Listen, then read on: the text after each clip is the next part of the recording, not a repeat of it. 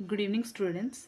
आज हमारी मैथ्स की सेकंड क्लास है और मैं यहाँ आपको मैथ्स के जितने भी बेसिक कॉन्सेप्ट है वो क्लियर करने की पूरी कोशिश कर रही हूँ। सो आप प्लीज़ मेरी वीडियो में बने रहिएगा ताकि आपके जितने भी बेसिक हैं या डाउट्स हैं वो सारे क्लियर मैं आपको कर सकूँ और आपको समझा सकूँ। हमने प्रीवियस क्लास में पूरा नंबर सिस्टम का क्लासिफिकेशन रिवाइज किया था और समझा था कि कौन से नंबर को कैसे आप आइडेंटिफाई कर सकते हैं। तो जिन बच्चों ने वो क्लास नहीं ली है तो पहले उसके वहाँ पे आप गो थ्रू हो जाइए ताकि आपको आगे वाली क्लासेस में कोई प्रॉब्लम ना हो। हम ज़्यादा टाइम वेस्ट नहीं करेंगे, हम स्टार्ट करते हैं प्रॉपर्टीज़ ऑफ रियल नंबर। हमने प्रीवियस क्लास में क्या पढ़ा था कि कॉम्प्लेक्स नंबर था, ठीक है, उसके दो सब कैटेगरीज थी, real number and imaginary number. तो इमेजिनरी नंबर का कोई क्लासिफिकेशन नहीं था, जो इम्पॉसिबल्स नंबर्स होते हैं वो इमेजिनरी नंबर्स में आते हैं और रियल नंबर्स में हमारा पूरा नंबर सिस्टम, पूरी नंबर लाइन कवर करते हैं, ठीक है।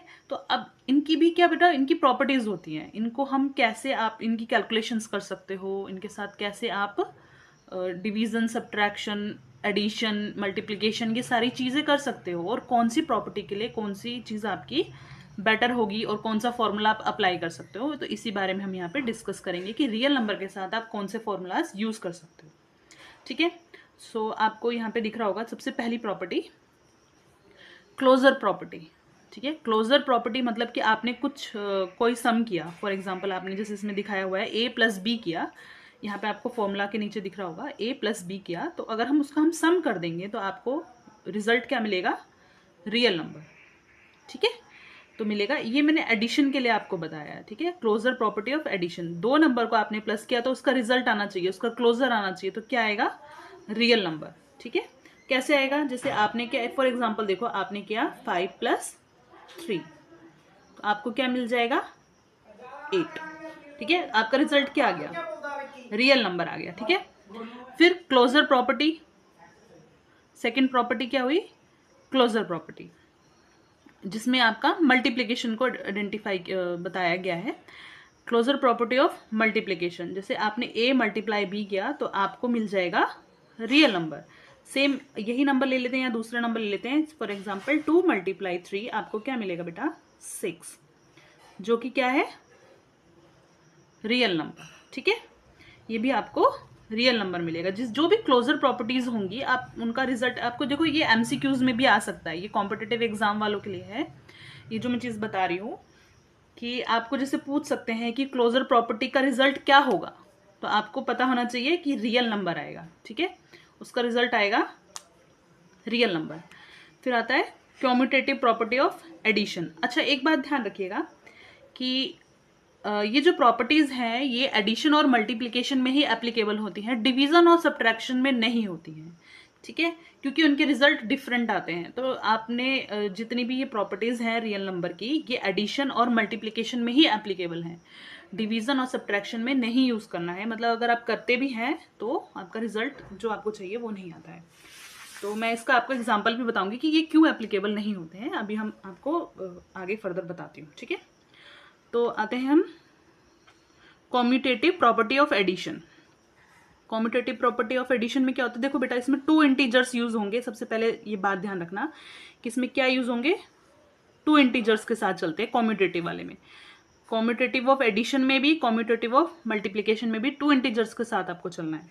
तो जैसे आपने किया a प्लस बी, ये इसका फॉर्मूला है, a plus B is equal to B plus A, ठीक है। तो आप यहाँ पे देखो, जैसे मैंने लिखा 2 plus 4 is equal to 4 plus 2, ठीक है। तो ये हमारा लेफ्ट हैंड साइड है, ये हमारा राइट हैंड साइड है, ओके। इन दोनों का सम करोगे तो क्या मिलेगा, 6 इज इक्वल टू 6। अब मैं आपको क्यों मना कर रही थी कि नेगेटिव में हम जो नेगेटिव इंटीजर है, लाइक जैसे हमने सब्ट्रैक्शन करा, फॉर एग्जांपल हमने सब्ट्रैक्शन करा, तो उसमें ये क्यों एप्लीकेबल नहीं है, क्यों नहीं होगा। अगर आप देखो यहाँ पे करोगे, जैसे 2 minus 4 is equal to 4 minus 2, तो इसका रिजल्ट क्या आएगा, -2, और इसका रिजल्ट क्या आएगा, 2, है ना।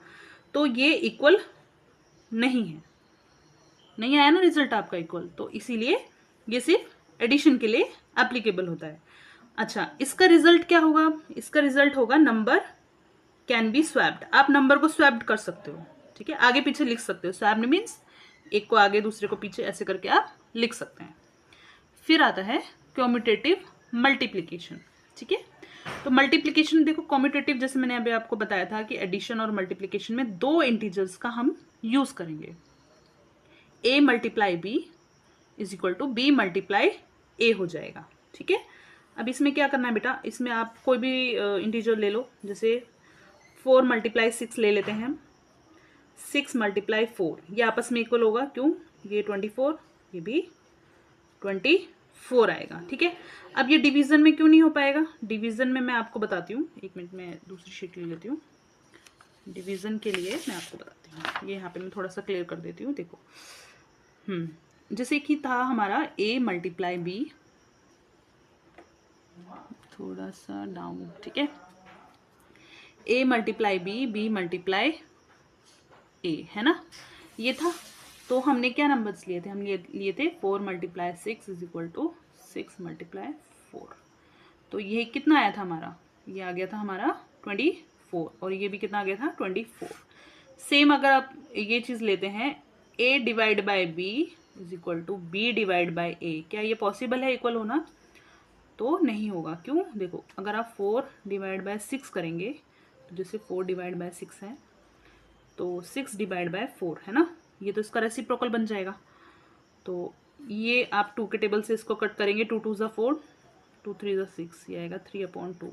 तो क्या 2/3 और 3/2 इक्वल है, नहीं है। इसी रीज़न से जो हमारा सब्ट्रैक्शन और डिवीज़न है इन प्रॉपर्टीज़ में काउंट नहीं होता है। ठीक है, सो अब हम एसोसिएटिव प्रॉपर्टी के बारे में बात करेंगे। ठीक है, तो एसोसिएटिव प्रॉपर्टी क्या होती है, जिसमें हम 3 इंटीजर्स का यूज़ करते हैं। ठीक है, तो हमने कम्यूटेटिव में कितना इंटीजर्स का यूज़ किया था, 2 इंटीजर्स का, और एसोसिएटिव में यूज़ करते हैं 3 इंटीजर्स का। ठीक है, तो a plus B bracket close plus c is equal to a plus, यहाँ पे आप एक ब्रैकेट ओपन करेंगे, b प्लस सी और फिर ब्रैकेट क्लोज। तो इन दोनों को जो सम करेंगे उसको हम प्लस करेंगे c से, तो उसका इक्वल आना चाहिए जब हम ये जो राइट हैंड साइड में आपका फॉर्मूला है इसके बराबर आना चाहिए। तो इसको हम देख लेते हैं एक बार कैसे आएगा। ठीक है, तो इसको हम देखो कैसे करेंगे,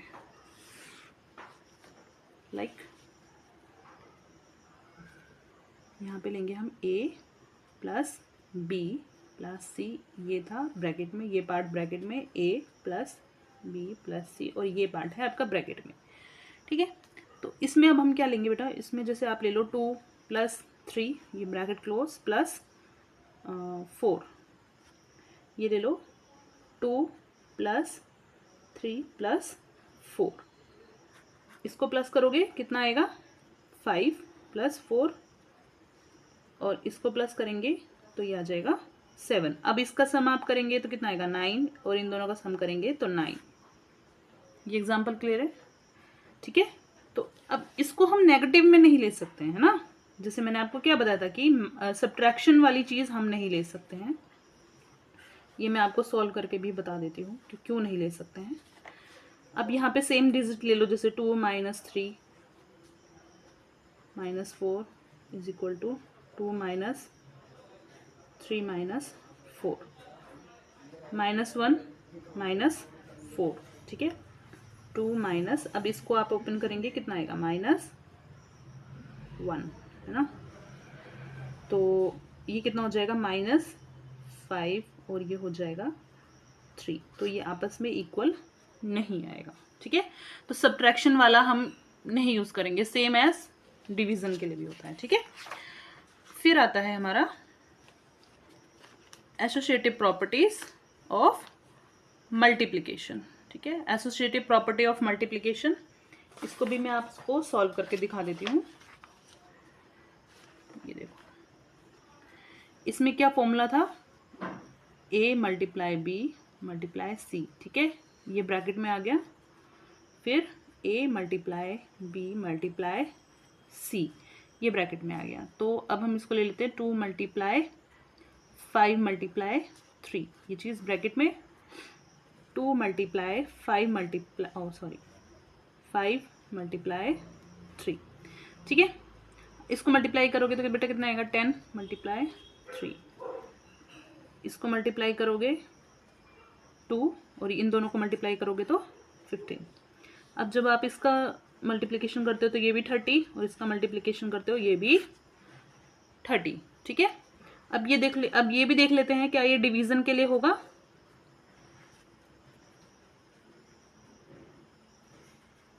सॉरी, b माइनस सी। ठीक है, तो 2 डिवाइड बाय 5, या हम कोई दूसरा ले लेते हैं, लाइक चलो ये रहने देते हैं,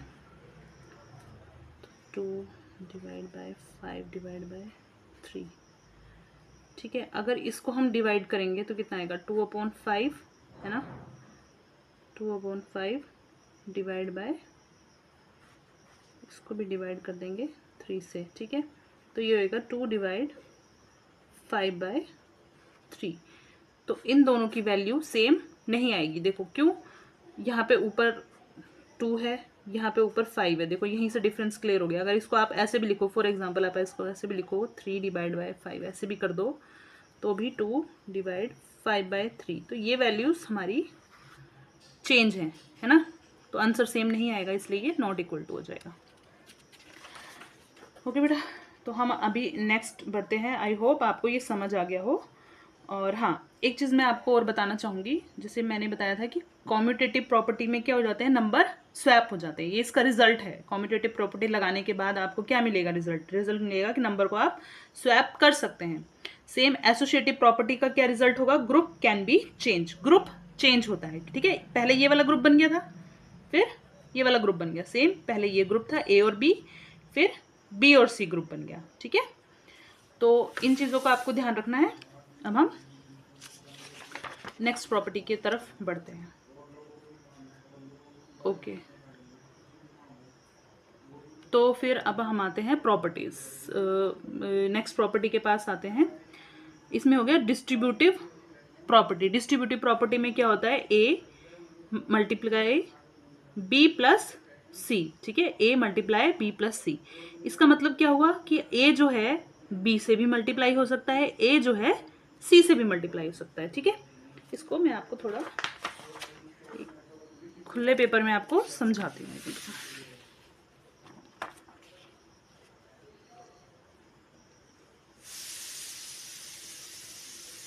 ए मल्टीप्लाई बी प्लस सी। ठीक है, इसको जब हम आप मल्टीप्लाई करोगे तो ये कैसे आएगा, A multiply B plus A multiply C. तो इसका रिजल्ट हम देख लेते हैं, लाइक 2 मल्टीप्लाई 3 प्लस 4 और यहाँ पे 2 मल्टीप्लाई 3 प्लस 2 मल्टीप्लाई 4। ठीक है, अगर इन दोनों का सम कर दूं मैं तो यहाँ 7 आएगा और ये 2 और इसका रिजल्ट आएगा 14। और अगर मैं इसको मल्टीप्लाई कर देती हूँ तो ये आएगा 6 और इसको मल्टीप्लाई कर देती हूँ तो आएगा 8 और इन दोनों का सम भी आएगा 14। ठीक है, आई होप आपको ये क्लियर हो।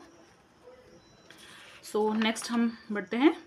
तो इसका एग्जाम्पल मैं आपको समझा चुकी हूँ और इसका रिजल्ट क्या होगा बेटा, मल्टीप्लिकेशन डिस्ट्रीब्यूटर ओवर एडिशन, की जो हमारा मल्टीप्लिकेशन है वो एडिशन के ऊपर डिस्ट्रीब्यूट हो जाएगा। फिर आते हैं एडिटिव आइडेंटिटी। एडिटिव आइडेंटिटी बहुत सिंपल है, ये आपको देख के ही समझ आ रहा होगा कि अगर आप ए में कोई नंबर है ए, उसमें अगर आप 0 प्लस करते हैं तो वो सेम नंबर ही आएगा। ठीक है, तो कैसे हो जाएगा, जैसे कि 2 + 0 = 2 सेम ही आएगा, 3 + 0 = 3 ही आएगा। ठीक है, इसका रिजल्ट क्या होगा कि अनचेंज, जो आपका नंबर है, रियल नंबर है, उसमें आप 0 ऐड करेंगे तो वो चेंज नहीं होगा। ठीक है, ये आपके MCQs में या कॉम्पिटिटिव एग्जाम्स में आ सकता है कि एडिटिव आइडेंटिटी का रिजल्ट क्या होता है। अगर हम रियल नंबर पे एडिटिव प्रॉपर्टी का यूज़ कर रहे हैं कहीं तो उसका रिजल्ट आपको क्या मिल सकता है, तो वो अनचेंज रहेगा। सेम अच्छा, अब आते हैं मल्टीप्लिकेटिव आइडेंटिटी। मल्टीप्लिकेटिव आइडेंटिटी में क्या होगा, कोई भी नंबर है, ठीक है, लाइक 5 × 1 तो क्या करेंगे 5 ही मिलेगा। ठीक है, आप टेबल्स में भी ये चीज़ें देखते होंगे कि 2 × 1 = 2, 3 × 1 = 3। तो जब भी हम किसी नंबर को 1 से मल्टीप्लाई करते हैं तो क्या आएगा, वही नंबर आ जाएगा। ठीक है, 7 मल्टीप्लाई 1 7 ही आएगा। ठीक है, इवन 0 को भी आप मल्टीप्लाई 1 करोगे, अच्छा ये तो मैं आपको आगे बताऊंगी, ये थोड़ा सा अलग चीज़ है, तो ये भी अनचेंज होगा। ठीक है, अब आपने ये ध्यान रखना जहां पे आपको आइडेंटिटी यूज हुआ है, identity, additive identity, multiplicative identity, identity वाले केस में आपका रिजल्ट अनचेंज्ड रहेगा। ठीक है, दोनों चीजों में रिजल्ट अनचेंज्ड रहेगा।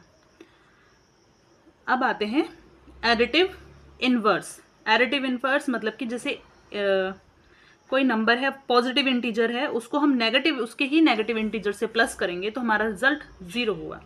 जैसे अगर मैं करूं 6 प्लस -6 तो क्या आना चाहिए, तो 6 - 6 इज इक्वल टू 0 हो जाएगा, है ना। सेम 8 प्लस -8, इसका रिजल्ट क्या होगा, 8 - 8 इज इक्वल टू 0 हो जाएगा। ठीक है, अब आते हैं मल्टीप्लिकेटिव इनवर्स की तरफ। मल्टीप्लिकेटिव इनवर्स, अब देखो ये इनवर्स वाला पढ़ रहे हैं, ऊपर हमने आइडेंटिटी पढ़ा था, ये हम इनवर्स पे चल रहे हैं, तो एडिटिव इनवर्स, मल्टीप्लिकेटिव इनवर्स। ठीक है, ये एडिटिव वाला इनवर्स हुआ और इसका मल्टीप्लिकेटिव इनवर्स क्या हो गया, एक ऊपर हो गया एक नीचे हो गया, इसका रेसिप्रोकल हो गया। तो इसमें क्या करोगे, जैसे 4 मल्टीप्लाई 1/4, तो इसका रिजल्ट क्या आना चाहिए हमारा 1। ठीक है, और जैसे 6 मल्टीप्लाई 1/6 इज इक्वल टू, ये भी 1 आ जाएगा। अब एक चीज ध्यान रखना, इसमें बाकी सब प्रॉपर्टीज में आपने देखा होगा जो सिमिलर है, जैसे कि कॉम्यूटेटिव वाले में क्या था रिजल्ट की स्वैप हो सकते हैं नंबर। ठीक है, एसोसिएटिव वाले में क्या हो सकता है कि ग्रुप जो है आपके चेंज हो सकते हैं। आइडेंटिटी वाले में भी एक ही रिजल्ट था कि नंबर जो है आपका रियल नंबर अनचेंज्ड रहेगा, लेकिन इनवर्स वाले में रिजल्ट अलग अलग आते हैं। एडिटिव वाले में क्या आएगा, एडिटिव वाले इनवर्स में आएगा कि ये प्रोड्यूस करेगा 0, रिजल्ट में 0 देगा, लेकिन मल्टीप्लिकेटिव इनवर्स में क्या देगा, ये रिजल्ट आपको 1 देगा। ठीक है, ये रिजल्ट आपको देगा 1। ठीक है, ये ध्यान रखना कि एडिटिव इनवर्स का जो रिजल्ट आता है वो 0 आता है और मल्टीप्लिकेटिव इनवर्स का रिजल्ट जो है वो 1 आता है। फिर zero property of multiplication. Zero property of multiplication में क्या होगा, किसी भी नंबर को आप अगर 0 से मल्टीप्लाई करते हैं तो आपका रिजल्ट 0 ही आएगा। ठीक है, आप किसी भी नंबर को 0 से मल्टीप्लाई करते हैं तो आपका रिजल्ट 0 ही आना है, चाहे कितना बड़ा नंबर हो, कितना भी बड़ा इन्फिनिटी टिल इन्फिनिटी तक होगा तो भी वो आपको 0 ही देगा।